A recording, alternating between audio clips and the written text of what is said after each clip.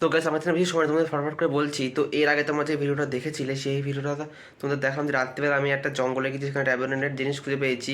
আজকে এখন 8টা বাজে, আমি আবার সেখানে যাব আর দেখবো সেখানে আদৌ কিছু সেই জিনিসটা কী ছিল ভাই। মানে জিনিসটা তোমরা আগের ভিডিও না দেখলে এখন গিয়ে দেখে আসো। এটা এরকম বড় জাহাজ টাইপের বা কিছু টাইপের একটা ছিল, জানি না ওটা কী, নৌকা টাইপের হয়তো। তো সেই জিনিসটা আমি খুঁজেছি, বাট আমি দেখার খুব ইচ্ছা হচ্ছে যে কী জিনিসটা আসলে কী, তো সেটা দেখতে যাচ্ছে এখন। মা এখন দেখতে পাইনি হয়তো, তো আমাকে যেতে হবে এখন। মা এখন আশেপাশে নেই, তো চলো সেইখানে যাচ্ছি এখন। আর মা একজন কোনোভাবে মাকে জানতে হবে, এখন সব থেকে ছোটো ছেলে ভাই, ছোটো ছেলে লাগছে জানো কেমন হয়। তো চলো যাওয়া যাক, লুকিয়ে তাও একবার না মাকে বলা উচিত, কারণ রাত্রেবেলা যাচ্ছি তো আমার টেনশন করতে পারছি। আমি কি যাবোই জঙ্গলে প্লিজ?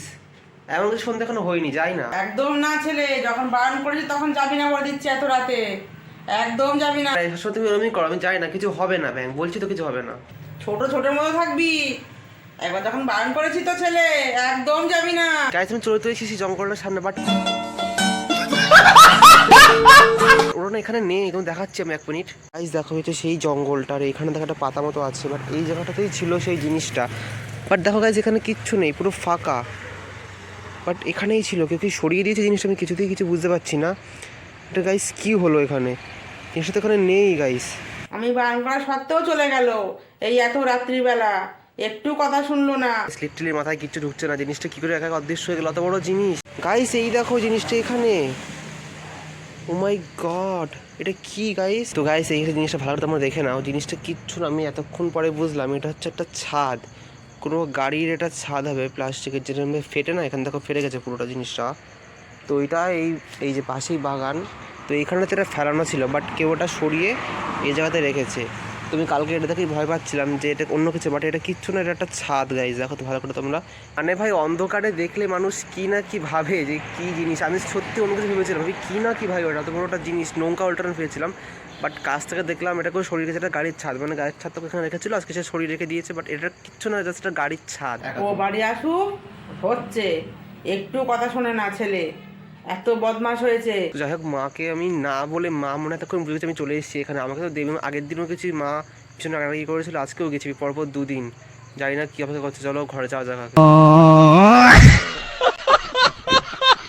সো গাইজ বাড়িতে চলে এসছে, তখন মা মনে এখন টিভি দেখছে, দেখি মা কি বলে। চলো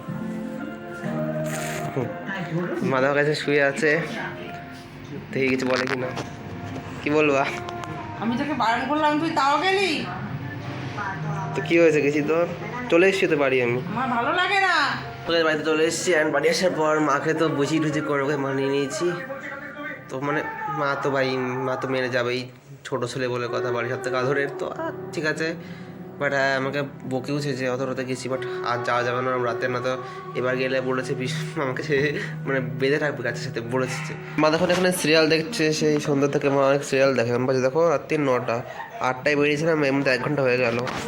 তো আমাদের তোমার সিরিয়াল দেখছে মা এখানে। এই শীতকালে যে ঠান্ডা পড়েছে আজকে, ভীষণ ঠান্ডা, মানে বাইরে আমি গেছি পুরো ঠান্ডা জমে গেছি।